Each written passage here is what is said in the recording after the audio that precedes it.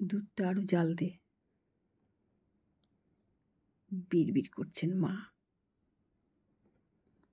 শীতকালে চোখ খুলতে ভারী অহিনা মায়ের। ডাক্তারবাবু বলেছেন বয়সজনিত উপসর্গগুলো দিন দিন আরো বাড়ছে। পৌষ পার্বণের দুধ পুলি বানাচ্ছেন সীমা দেবী। নতুন গুড়টা দুধে দেবার পরই মন মাতানো গন্ধ। মা বললেন, একটু চিনি দিস, শুধু গুড়ে দুধ কেটে যায়। সীমা দেবী ভাবছেন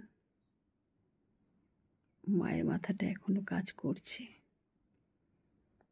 পিঠের গন্ধ শুকেই পরপর কি করতে হবে বলছেন। শীতটা চলে গেলে মা আবার চাঙ্গা হয়ে উঠবেন। মাকে নিয়ে উদ্বিগ্ন সন্তানের আশা আকাঙ্ক্ষা